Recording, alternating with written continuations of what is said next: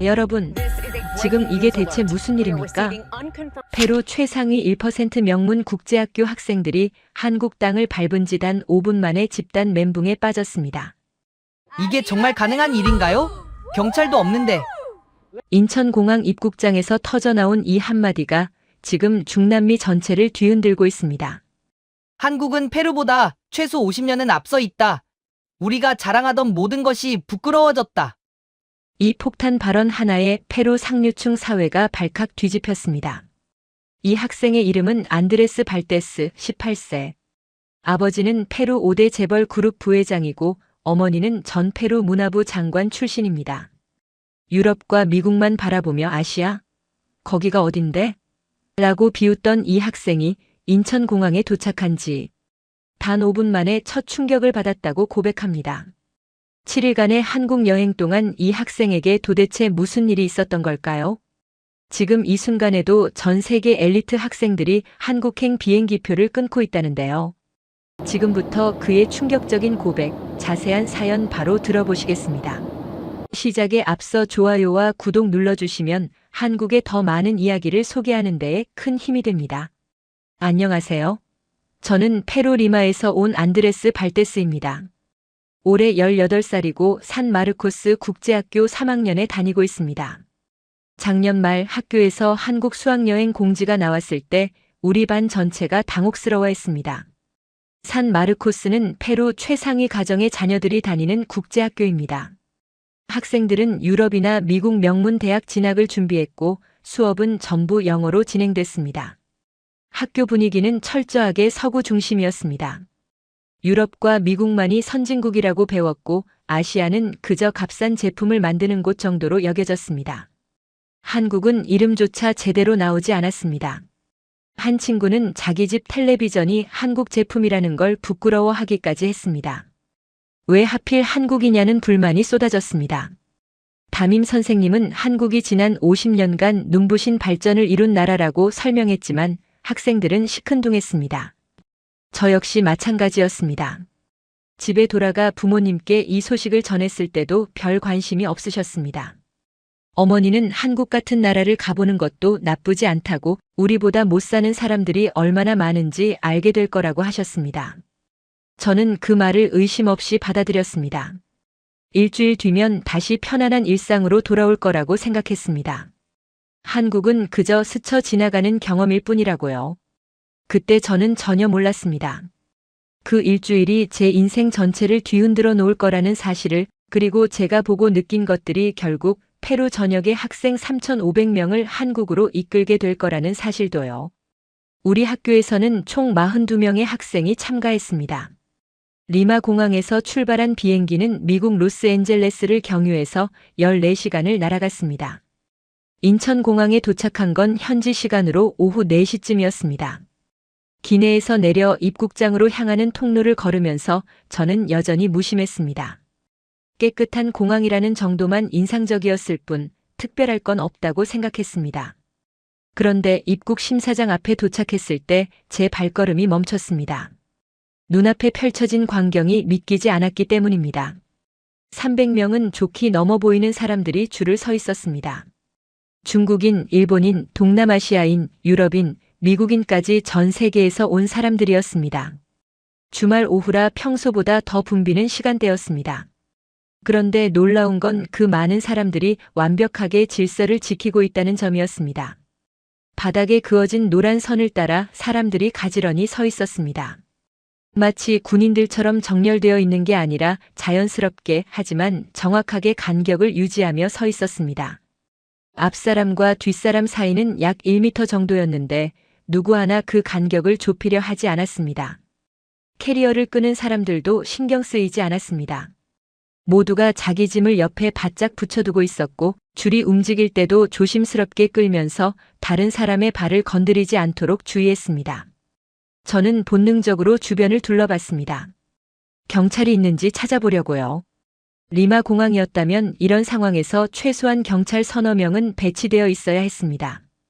호루라기를 불며 큰 소리로 지시하고 새치기하는 사람을 제지하고 다툼이 벌어지면 중재하는 경찰 말입니다. 하지만 아무리 둘러봐도 제복을 입은 경찰은 단 한 명도 보이지 않았습니다. 입국 심사대 뒤쪽에 공항 직원 서너 명이 서 있었지만 그들은 사람들을 통제하지 않았습니다. 그냥 서 있을 뿐이었습니다. 누군가 길을 물으면 친절하게 안내해주고 특별한 도움이 필요한 사람이 있으면 도와주는 정도였습니다. 감시 카메라도 거의 보이지 않았습니다. 리마 공항은 천장과 벽면 곳곳에 검은색 돔 형태의 감시 카메라가 빼곡하게 달려 있습니다. 10m마다 한 대씩은 있을 정도로 촘촘하게 설치되어 있지요. 사람들을 감시하고 범죄를 예방하기 위해서입니다. 하지만 이곳은 달랐습니다. 눈에 띄는 카메라라곤 천장 귀퉁이에 작게 달린 게 한두 개 보일 뿐이었습니다. 마치 카메라가 필요 없다는 듯이 말입니다. 제 옆에 서 있던 친구 마르코가 작은 목소리로 중얼거렸습니다. 사람이 저렇게 많은데 왜 이렇게 조용해? 경찰도 안 보이는데. 저도 같은 생각이었습니다. 리마 공항이었다면 완전히 다른 풍경이 펼쳐졌을 겁니다. 사람들이 큰 소리로 떠들고 아이들은 뛰어다니고 새치기 하려는 사람과 그걸 막으려는 사람 사이에 언쟁이 벌어지는 소란스러운 모습 말입니다. 경찰이 호루라기를 불며 고함을 지르는 게 당연한 풍경이었습니다. 줄이 조금씩 앞으로 움직이기 시작했습니다. 저희도 따라 걸었습니다. 줄이 움직이는 속도가 일정했습니다. 빠르지도 느리지도 않았고 멈추지도 않았습니다. 마치 기계처럼 정확하게 하지만 자연스럽게 흘러갔습니다. 그때 앞에서 한 중년 남자가 실수로 캐리어를 옆 사람 발등 위로 굴렀습니다. 무거운 캐리어였는지 바퀴가 여성의 발등을 꽤 세게 눌렀습니다. 여성이 작게 신음소리를 냈습니다. 저는 순간 몸이 굳었습니다.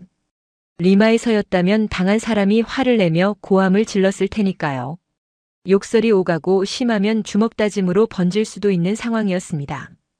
경찰이 달려와서 양쪽을 떼어놓고 주변 사람들이 구경하며 수군거리고 전체 줄이 멈춰 서는 혼란이 벌어졌을 겁니다. 하지만 놀랍게도 발을 밟힌 여성은 아픈 표정을 지으면서도 손을 흔들며 괜찮다는 표시를 했습니다. 저는 그 장면을 보며 이상한 느낌이 들었습니다. 작은 실수를 서로 이해하고 넘어가는 게 당연한 것처럼 보였습니다. 마치 누구나 실수할 수 있다는 게 사회 전체의 약속인 것처럼요. 30분쯤 지나 제 차례가 됐습니다. 입국 심사관은 30대쯤 되어 보이는 여성이었습니다. 제복을 단정하게 입고 있었고 표정은 무덤덤했지만 눈빛은 따뜻했습니다. 여권을 건네자 꼼꼼하게 페이지를 넘기며 확인했습니다. 방문 목적을 묻고 체류 기간을 확인하고 숙소를 물었습니다. 저는 준비한 호텔 예약 확인서를 보여줬습니다. 심사관은 서류를 확인하고 고개를 끄덕였습니다. 도장을 찍어주며 말했습니다. 즐거운 여행 되세요.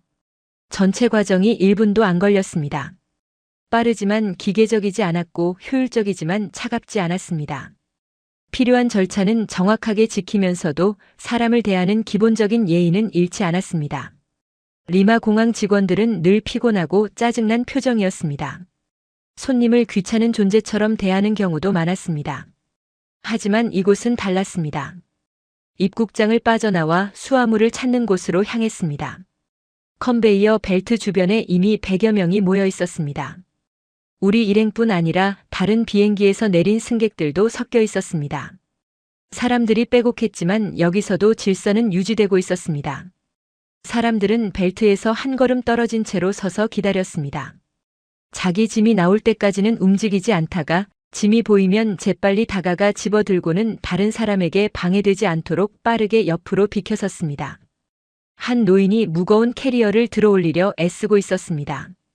그러자 옆에 있던 젊은 남자가 말없이 다가가 함께 들어 올려줬습니다. 노인은 고맙다는 표시로 고개를 숙였고 젊은 남자도 괜찮다는 듯 손을 흔들었습니다. 저는 그 장면들을 보며 점점 더 혼란스러워졌습니다. 경찰도 없고 감시 카메라도 거의 없고 통제하는 사람도 없는데 어떻게 이런 질서가 가능한 걸까요? 사람들은 누가 시키지 않아도 스스로 규칙을 지켰고 서로를 배려했으며 작은 친절을 주고받았습니다. 페루에서는 상상할 수 없는 일이었습니다. 리마에서는 공항이든 쇼핑몰이든 은행이든 어디든 경비원과 경찰이 배치되어 있어야 했습니다. 사람들을 통제하고 범죄를 막기 위해서였습니다. 감시 카메라도 빼곡했고 경고문도 곳곳에 붙어 있었습니다. 그래도 새치기는 일상이었고 다툼도 흔했으며 도둑질도 빈번했습니다. 통제를 강화할수록 사람들은 더 교묘하게 규칙을 어겼고 감시가 심해질수록 불신은 더 깊어졌습니다. 악순환이었습니다. 인솔 선생님이 출구 쪽으로 안내하셨습니다. 공항 밖으로 나가는 길에 화장실 표지판이 보여서 들어가기로 했습니다. 화장실에 들어서자마자 또 한 번 놀랐습니다. 공항 화장실인데 호텔 화장실처럼 깨끗했습니다. 바닥에 물 한 방울 없었고 세면대도 반짝반짝 빛났으며 거울에는 얼룩 하나 없었습니다. 휴지도 넉넉하게 비치되어 있었고 비누와 핸드드라이어도 모두 작동했습니다. 냄새도 거의 나지 않았습니다. 오히려 은은한 방향제 향기가 났습니다. 리마 공항 화장실은 형편없습니다. 바닥은 물로 질척이고 휴지는 없는 경우가 많으며 세면대는 고장 나 있고 냄새는 고약합니다. 하지만 여기는 달랐습니다. 누구나 이용하는 공용 화장실이 이렇게 깨끗하게 유지되고 있었습니다. 청소 직원이 수시로 청소하는 것도 있겠지만 더 중요한 건 사용하는 사람들이 깨끗하게 쓴다는 점이었습니다. 공항 밖으로 나갔습니다. 버스 정류장으로 향했는데 이미 10여 명이 줄을 서 있었습니다. 우리도 맨 뒤에 섰습니다. 몇 분 후 버스가 도착했습니다. 문이 열리자 사람들이 움직이기 시작했는데 여기서도 놀라운 일이 벌어졌습니다. 버스 안에서 내리는 사람들이 먼저 다 내릴 때까지 밖에서 기다리는 사람들은 아무도 타지 않았습니다. 모두가 자연스럽게 양옆으로 비켜서서 내리는 사람들을 위한 통로를 만들어줬습니다. 마지막 사람이 내린 뒤에야 줄 선 순서대로 한 명씩 차분하게 탑승했습니다. 밀지도 않고 서두르지도 않았습니다. 앞사람이 요금을 내고 자리를 찾아 앉을 때까지 뒷사람은 기다렸습니다. 누구 하나 재촉하지 않았습니다. 리마였다면 상상할 수 없는 광경이었습니다. 리마에서는 문이 열리면 내리는 사람과 타는 사람이 동시에 움직입니다.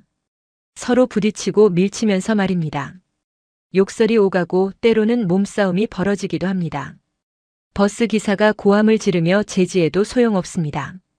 창밖으로 공항을 벗어나 고속도로로 접어드는 모습이 보였습니다.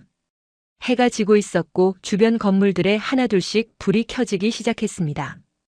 깔끔하고 정돈된 거리, 질서 정연하게 달리는 차들, 신호를 지키며 횡단보도를 건너는 사람들.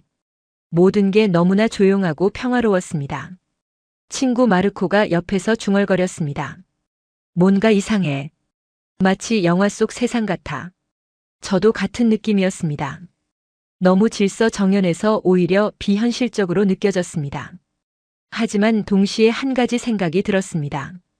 이게 정말 영화 속 세상일까? 아니면 이게 원래 정상적인 사회의 모습이고 우리가 사는 곳이 비정상이었던 걸까? 저는 그날 인천공항에 도착한 지 단 5분 만에 깨달았습니다. 진짜 선진국은 많은 경찰과 감시 카메라로 억지로 질서를 만드는 곳이 아니라 사람들이 스스로 질서를 지키는 곳이라는 것을요. 그리고 저는 알았습니다. 이건 시작에 불과하다는 것을요. 앞으로 엿새 동안 제가 보게 될 것들은 이보다 훨씬 더 충격적일 거라는 예감이 들었습니다. 다음 날 아침 일정은 서울 시내 관광이었습니다. 가이드 선생님은 지하철을 타고 이동한다고 했습니다. 저는 속으로 의아했습니다. 페루에서 저희 같은 집안 사람들은 지하철을 타지 않았으니까요. 운전기사가 있는데 왜 대중교통을 타겠습니까?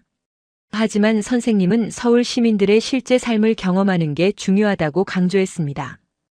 호텔에서 가장 가까운 지하철역까지는 걸어서 10분 거리였습니다. 아침 8시쯤이었는데 거리에는 출근하는 사람들이 빠르게 걸어가고 있었습니다. 정장을 입은 직장인들, 교복을 입은 학생들, 운동복 차림의 노인들까지 다양했습니다. 신기한 건 그 많은 사람들이 서로 부딪히지 않는다는 점이었습니다.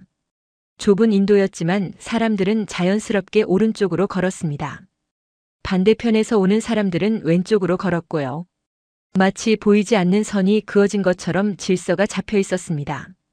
급한 사람은 빠르게 걷고 천천히 가는 사람은 옆으로 비켜섰습니다. 아무도 지시하지 않았는데 모두가 암묵적인 규칙을 지키고 있었습니다. 지하철역 입구에 도착했을 때 저는 깜짝 놀랐습니다. 계단 입구에 경비원이나 경찰이 한 명도 없었기 때문입니다. 리마의 지하철역이라면 입구마다 경비원이 서 있고 가방 검사대를 통과해야 합니다. 때로는 금속 탐지기까지 통과해야 하지요. 하지만 여기는 그냥 자유롭게 들어갈 수 있었습니다. 계단을 내려가는데 여기서도 사람들은 오른쪽으로 걸었습니다. 올라오는 사람들은 왼쪽을 이용했고요. 한쪽에 에스컬레이터가 있었는데 거기서 더 놀라운 광경을 봤습니다. 모든 사람들이 오른쪽에만 서 있고 왼쪽은 비어 있었습니다. 처음에는 이해가 안 됐는데 곧 이유를 알았습니다. 급한 사람들이 왼쪽으로 빠르게 걸어 올라가기 위해서였습니다. 저는 그 광경을 보며 감탄했습니다. 누가 가르쳐 주지 않아도 모두가 알고 있었습니다. 서 있을 사람은 오른쪽, 걸어갈 사람은 왼쪽이라는 규칙을요. 개찰구를 통과해 승강장으로 내려갔습니다. 승강장에는 이미 50명 정도가 기다리고 있었습니다. 바닥에 그어진 선을 따라 두 줄로 서 있었는데 그 선이 정확히 지하철 문이 열리는 위치였습니다. 사람들은 그 선 밖에 서서 기다렸습니다. 누구도 선 안쪽으로 들어가지 않았습니다. 잠시 후 지하철이 들어왔습니다. 쇠바퀴가 레일을 긁는 소리가 들렸고 바람이 휙 불어왔습니다. 지하철이 정확히 표시된 위치에 멈춰 섰습니다. 문이 열리자 안에서 내리는 사람들이 나왔습니다. 밖에서 기다리던 사람들은 양옆으로 비켜서서 길을 만들어줬습니다.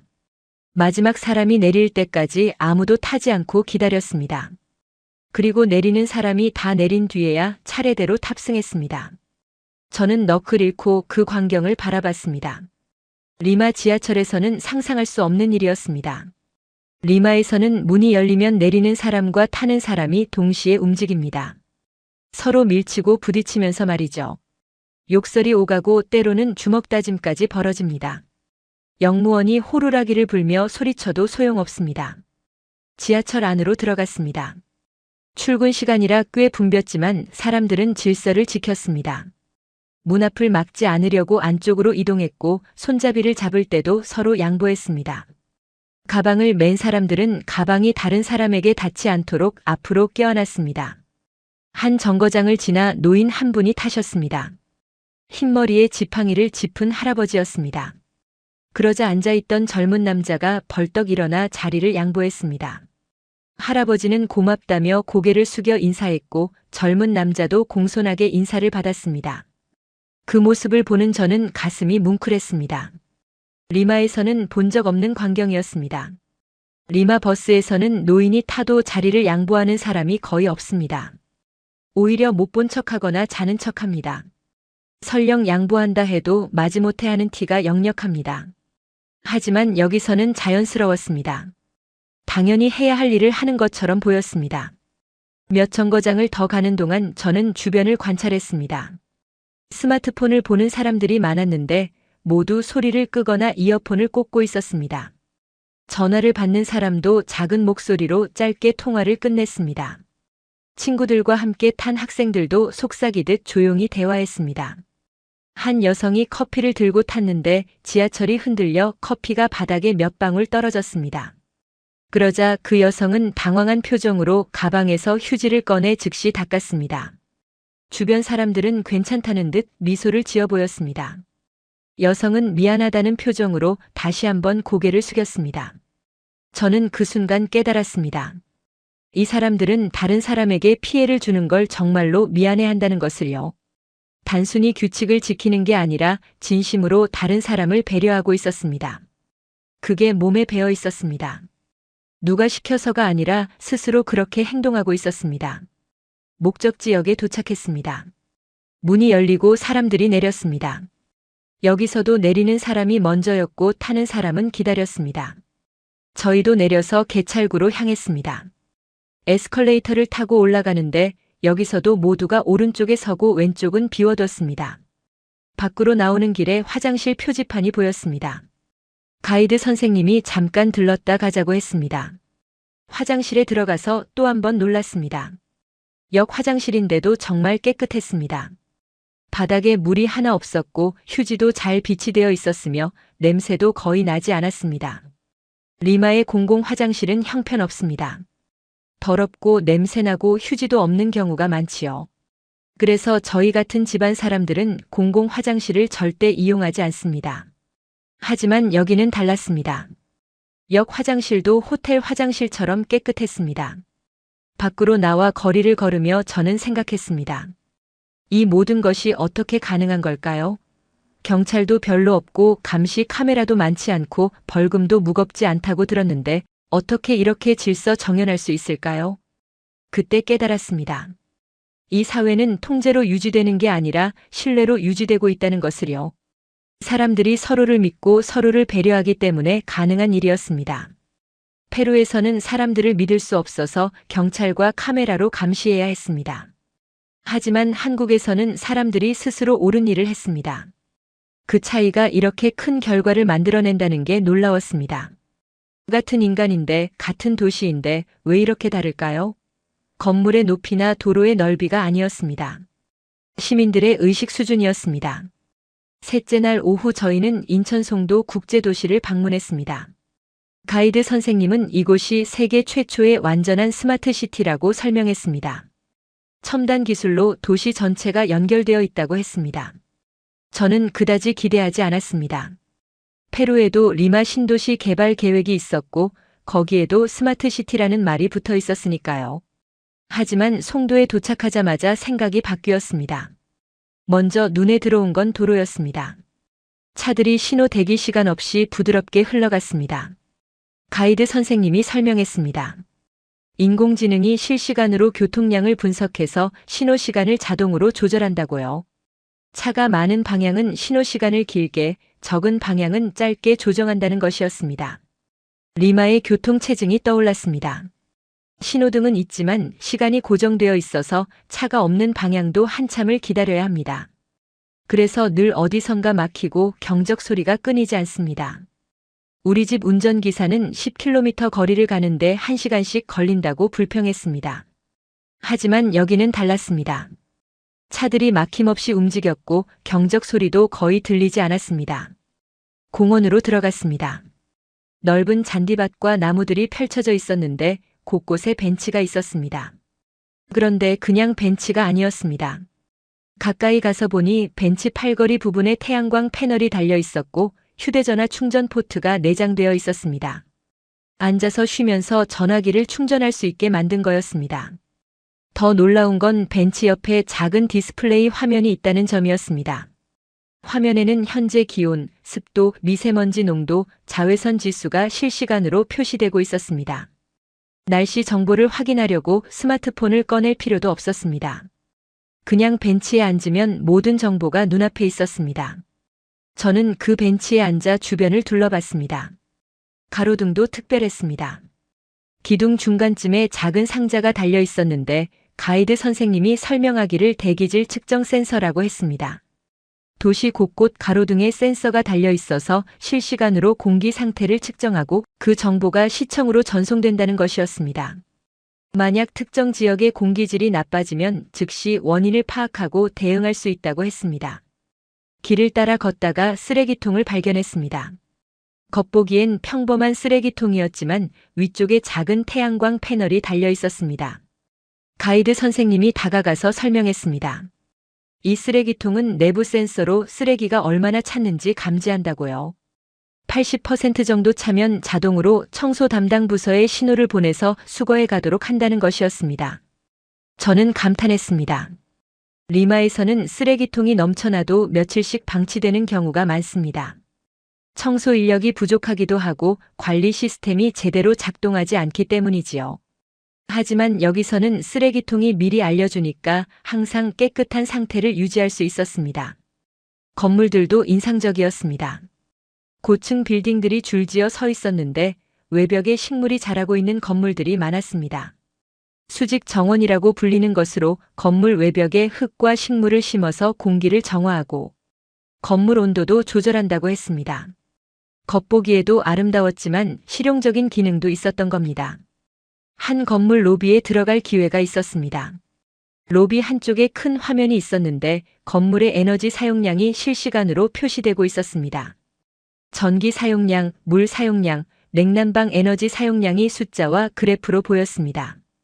그 아래에는 전날 대비 얼마나 절약했는지도 나와 있었습니다. 가이드 선생님이 설명했습니다. 송도의 모든 건물은 친환경 인증을 받았고 에너지 효율을 최대한 높이도록 설계되었다고요. 빗물을 모아서 화장실이나 조경용수로 재활용하고 태양광과 지열을 이용해서 에너지를 생산한다고 했습니다.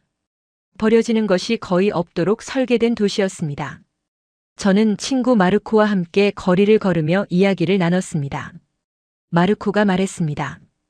기술 자체는 페루도 가져올 수 있을 것 같다고, 문제는 그 기술을 어떻게 사용하느냐라고요. 저도 같은 생각이었습니다. 인공지능, 센서, 태양광 패널, 이런 기술들은 돈만 있으면 살 수 있습니다.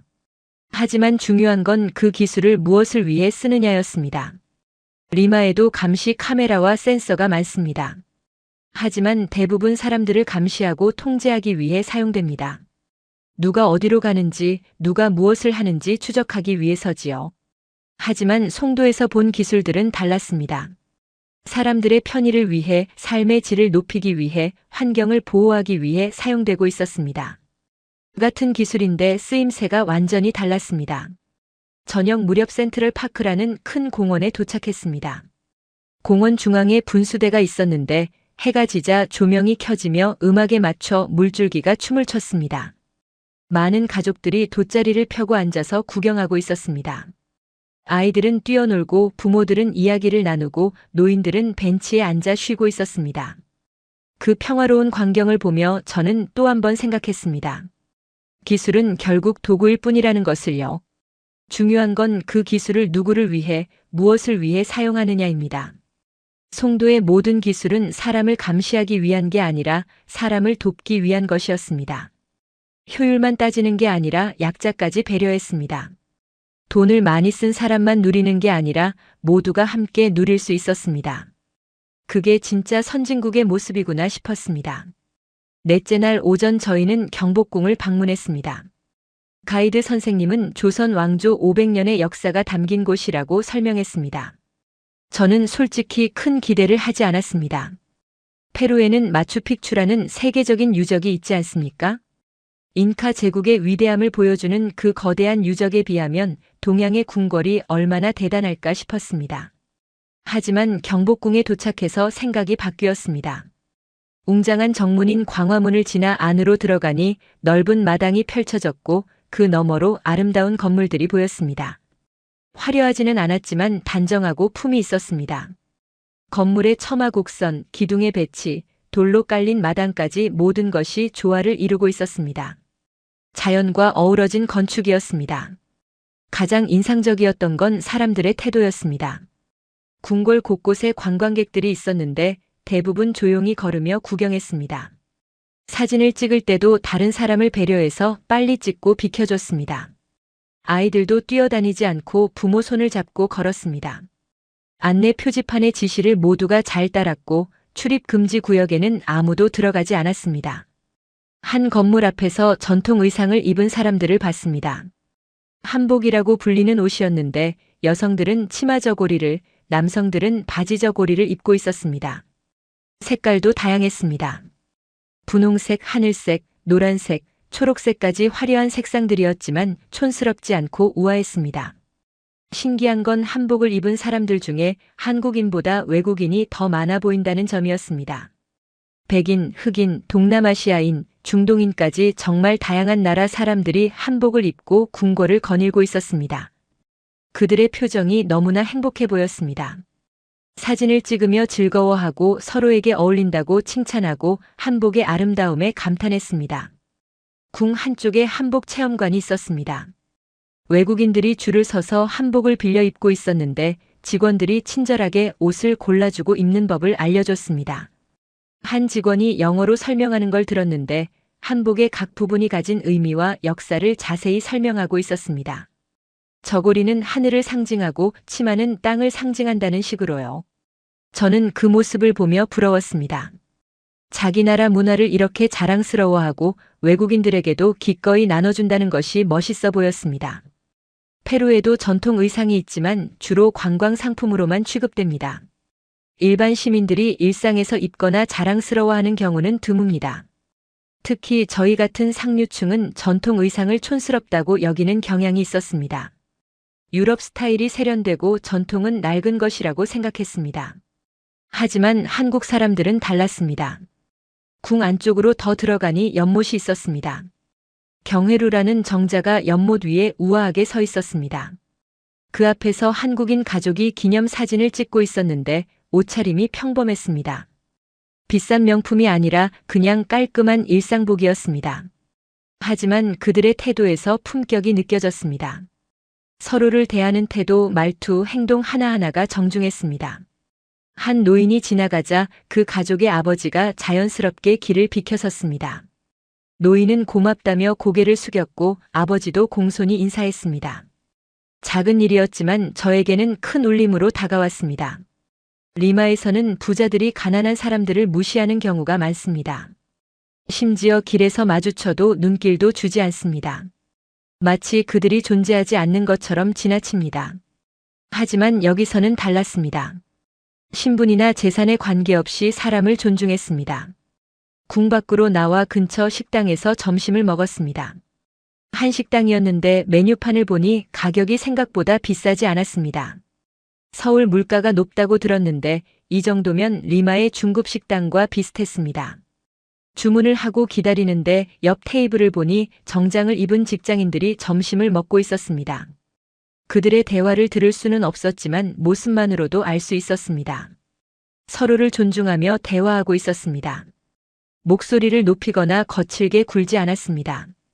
식사 예절도 좋았습니다. 음식이 나왔습니다. 비빔밥이라는 요리였는데 여러 가지 채소와 고기, 계란이 밥 위에 올라가 있었습니다. 가이드 선생님이 비비는 법을 알려줬습니다. 고추장을 넣고 잘 섞으라고요. 한 입 먹어보니 맛있었습니다. 매콤하면서도 신선하고 건강한 맛이었습니다. 식사를 마치고 계산하려고 일어났는데 종업원이 다가와 음식이 어땠는지 물어봤습니다. 맛있었다고 하자 환하게 웃으며 고맙다고 했습니다. 그 미소가 진심으로 느껴졌습니다. 단순히 손님 응대가 아니라 정말로 기뻐하는 것 같았습니다. 리마의 고급 식당들을 떠올렸습니다. 그곳 종업원들은 형식적으로 친절했습니다. 팁을 받기 위한 미소였고 억지로 하는 서비스였습니다. 손님이 떠나면 바로 표정이 바뀌는 걸 여러 번 봤습니다. 하지만 여기는 달랐습니다. 진심이 느껴졌습니다. 다섯째 날 저희는 서울의 한 고등학교를 방문했습니다. 교류 프로그램의 일환으로 같은 또래 학생들을 만나보는 시간이었습니다. 저는 약간 긴장했습니다. 페루에서 저는 명문 국제학교 학생이라는 자부심이 있었는데 한국 학생들은 어떨지 궁금했기 때문입니다. 학교에 도착하니 교복을 입은 학생들이 저희를 반갑게 맞아줬습니다.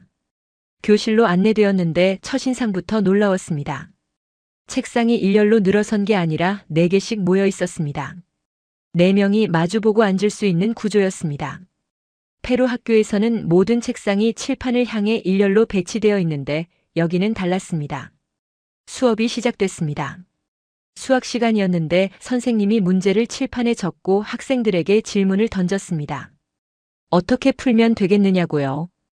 여러 학생들이 손을 들었고 선생님이 한 학생을 지목했습니다. 그 학생은 자신 있게 일어나서 자기 생각을 설명했습니다. 그런데 답이 틀렸습니다. 하지만 선생님은 야단치지 않았습니다. 오히려 좋은 시도였다고 칭찬하면서 어느 부분에서 다르게 생각해 볼 수 있을지 물어봤습니다.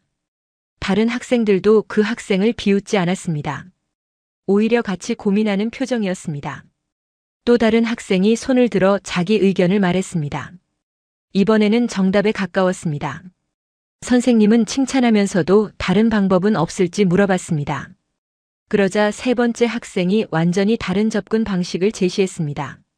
선생님은 그것도 훌륭하다며 칠판에 적기 시작했습니다. 저는 놀랐습니다. 한 문제를 푸는데 여러 가지 방법이 있다는 걸 인정하는 수업이었습니다. 페루에서는 선생님이 정해준 방법대로만 풀어야 했습니다. 다른 방법을 쓰면 틀렸다고 했습니다. 심지어 답이 맞아도 과정이 다르면 감점을 받았습니다. 하지만 여기서는 창의성을 인정하고 격려했습니다. 더 놀라운 건 그 다음이었습니다. 선생님이 조금 더 어려운 문제를 냈습니다. 그리고 책상별로 모여서 함께 풀어보라고 했습니다. 학생들은 자연스럽게 모여 앉아 토론하기 시작했습니다. 각자 아이디어를 내고 서로의 의견을 듣고 함께 답을 찾아갔습니다. 한 조를 유심히 지켜봤습니다. 4명 중 1명은 수학을 잘하는 것 같았고 1명은 어려워하는 것 같았습니다. 그런데 잘하는 학생이 못하는 학생을 무시하지 않았습니다. 오히려 천천히 설명해주며 이해할 때까지 기다려줬습니다. 못하는 학생도 주눅 들지 않고 모르는 걸 솔직히 물어봤습니다. 결국 그 조는 답을 찾았습니다. 4명이 모두 기뻐하며 서로 손뼉을 쳤습니다. 선생님이 칠판 앞으로 나와서 풀이 과정을 설명하라고 했는데 수학을 못하던 학생이 나갔습니다. 조원들이 격려해줬고 그 학생은 떨리는 목소리로 하지만 정확하게 설명했습니다. 다 끝나고 자리로 돌아올 때 조원들이 박수를 쳐줬습니다. 저는 그 장면을 보며 가슴이 뭉클했습니다.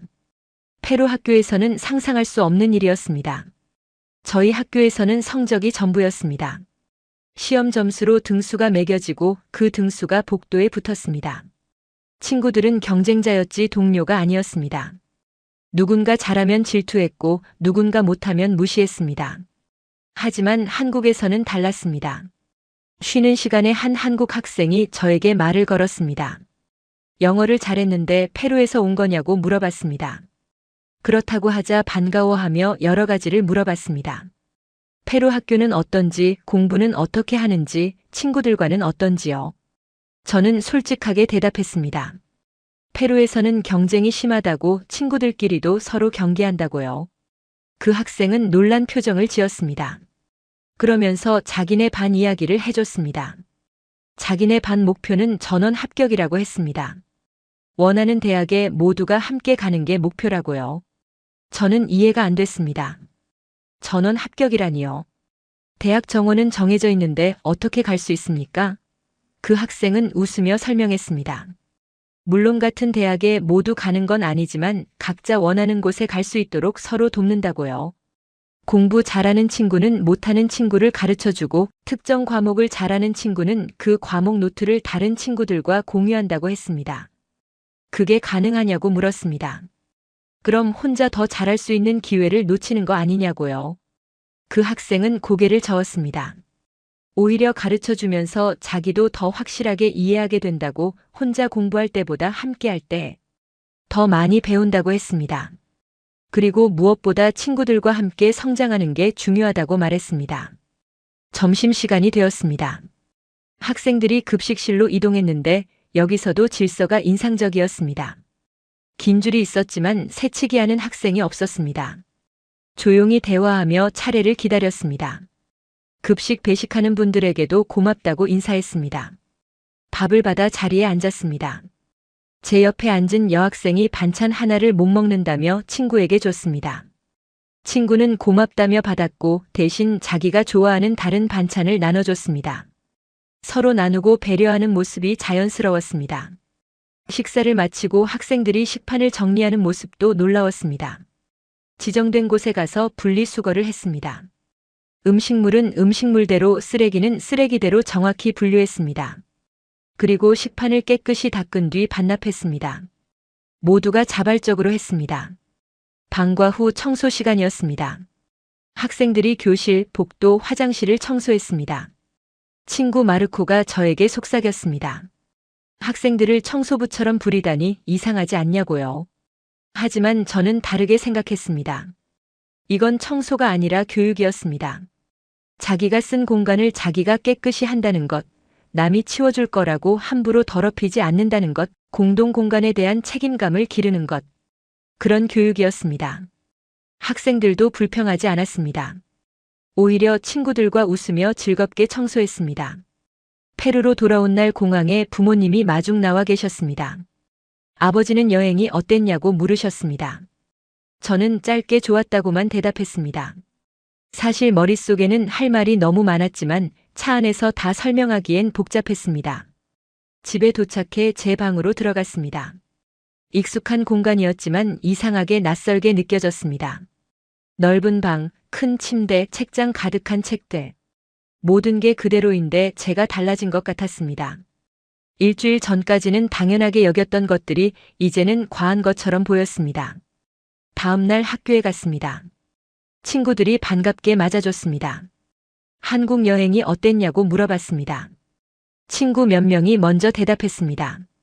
그냥 그랬다고, 생각보다 별거 없었다고요. 저는 놀라서 그들을 쳐다봤습니다. 분명 저와 같은 걸 보고 느꼈을 텐데 왜 저렇게 말할까요? 며칠 후 학교에서 수학여행 발표회가 있었습니다. 각 조별로 여행에서 느낀 점을 발표하는 시간이었습니다. 대부분의 조는 형식적인 발표를 했습니다. 한국의 관광지를 소개하고 음식 사진을 보여주고 재미있었다는 식으로 마무리했습니다. 제 차례가 되었습니다.